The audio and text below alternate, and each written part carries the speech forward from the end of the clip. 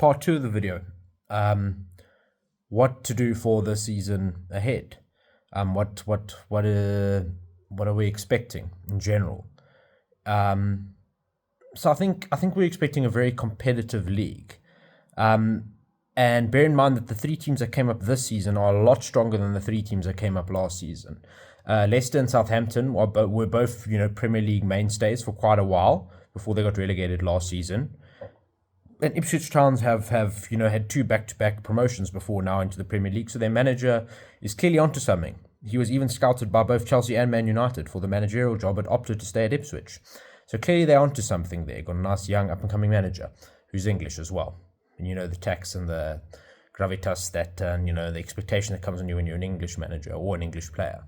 I think we're going to see a good go from those relegated teams, especially Leicester and Southampton. I think they're really going to be pushing some of those guys that were a little bit too comfortable last season.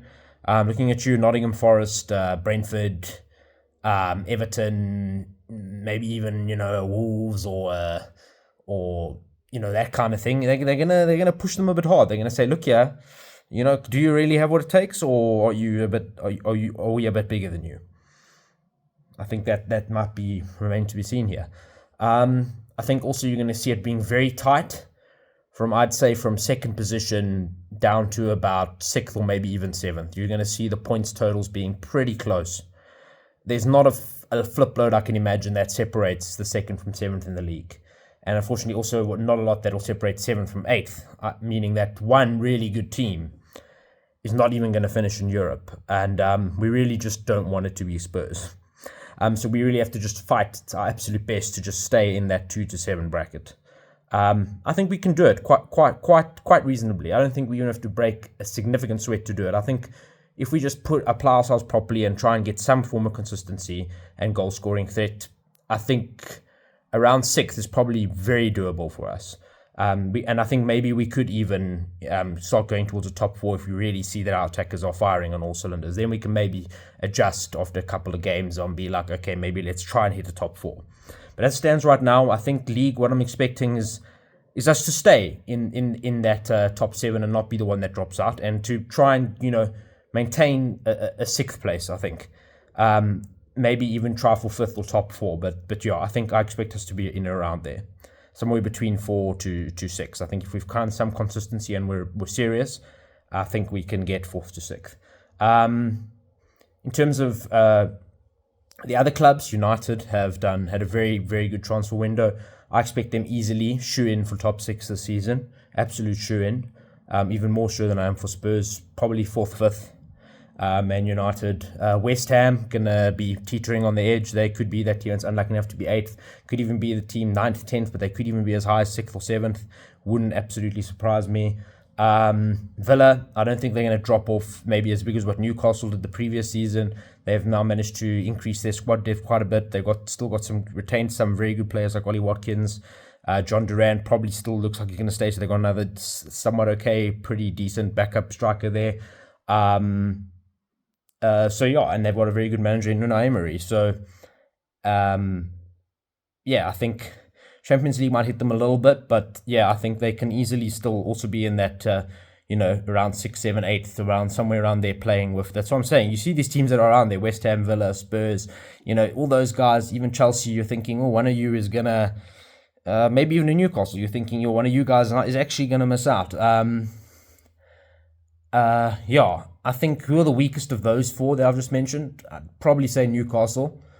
I think if I had to really bet, if you told me that 3 of those 4 would be in top 7 and 1 won't, I'd probably say it's probably Newcastle then that aren't in that top 8.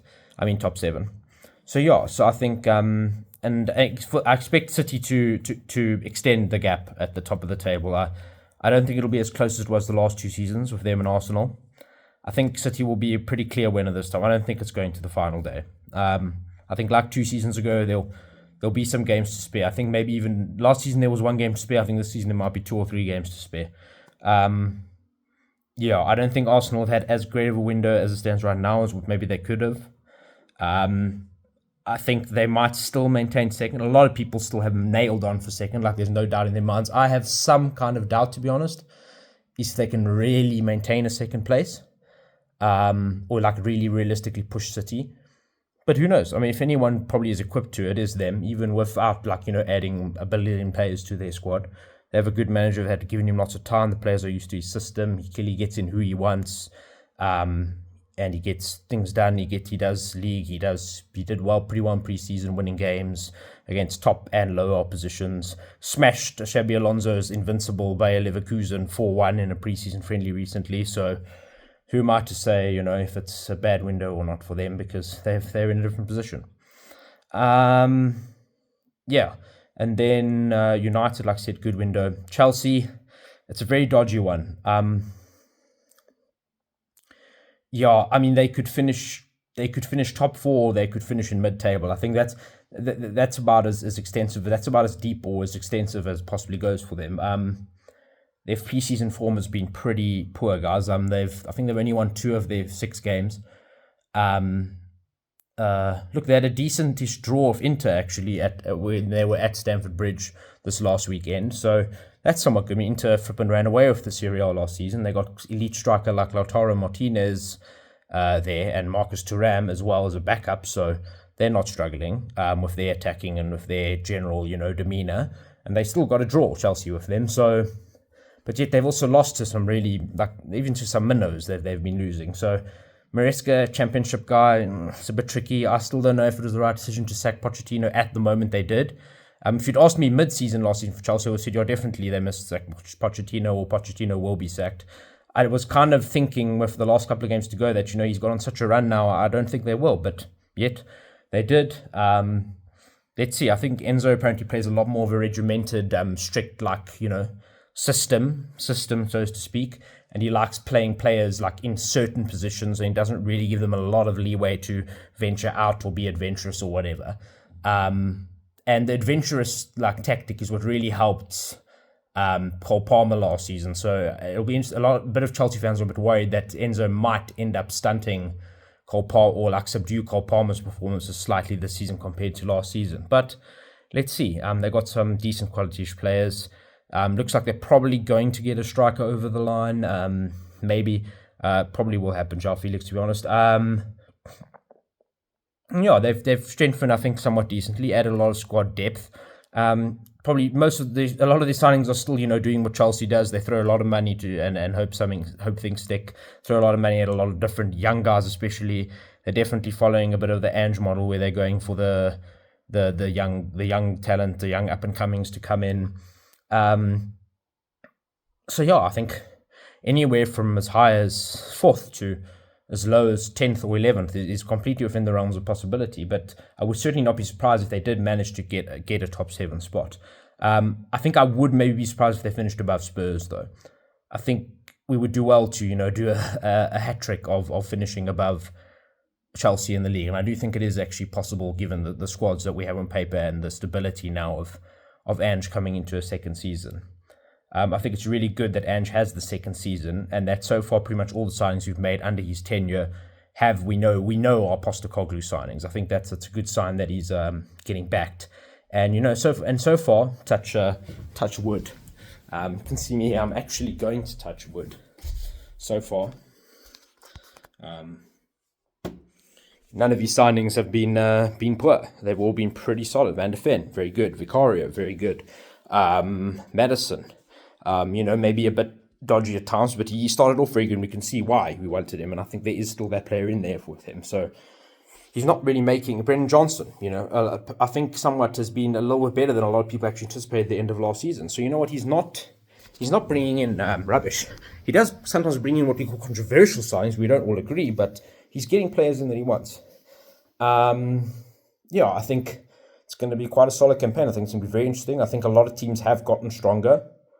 And I am excited to see what happens now with Spurs actually having Solanke and Richarlison. Unless Richarlison has a serious change of heart, I think we will have both him and Solanke at the club for come the end of the window and for the rest of the season, even after January, because the only way I can see Richarlison still leaving is if he changes his mind on the Saudi thing. But Ange is also not the kind of guy that's going to completely force him out the door. If he says he wants to come he wants to prove himself. We all know how much Ange loves a guy who says he wants to prove himself, or that he has a bit of a fighting spirit. So I don't see Ange pushing him out the door. He doesn't want to go to Saudi. I think he can probably still envision some minutes when he looks at the squad and when he looks at how many trophies and competitions we're in. I can also, to be fair, I can also envision some minutes for him. Yeah, and I think Solanke coming also just really gives him a kick up the backside. And I think knowing that Richarlison is waiting there, maybe being a bit pissed off or a bit hungry, will also elevate Solanke. It'll be like, oh, well, you know what, I was brought in now as a big pound striker.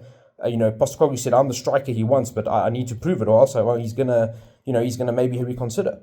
And I'm going to start losing out on games. And I don't think Solanke will want that. Solanke, from what I've heard from both plans, is very much a confidence player, a bit like Richarlison. He needs a run of games where he's doing really well, and he wants to know he's trusted. He didn't do very well previously at Chelsea and Liverpool when he was playing for them. But the main reason, from what I've looked at, why, is because he was never really getting a lot of game time, and he was never the trusted starting striker for those teams. They all had much higher caliber at that time strikers than him. Older, more experienced, bigger profile names. Barely got any minutes, and then no wonder he only gets, 1 goal, 2 goals, 3 goals, 6 goals. You struggle then, right? Scored 29 in the Championship 3 seasons ago. Only scored, I think somewhere between, like 5 or 6 goals in the Premier League 2 seasons ago. But that was with Gary O'Neill, a bit more of a defensive, a bit more of a lesser experienced manager trying to figure out things, bit of instability at the club, lots of new players, etc. And then last season, when they were really settled and had a really good attacking manager like Ange, he got 19 goals, which put him, from what I can recall, I think it was third or fourth in the Golden Boot, guys. So he was on the same number of goals as he was only 1 goal behind Ollie Watkins at Aston Villa, and you know how much people rave as him. He's considered an elite striker. So, yeah, I think we can be very happy, guys. And I think we're going to be in for a really good season. I'm looking forward to it.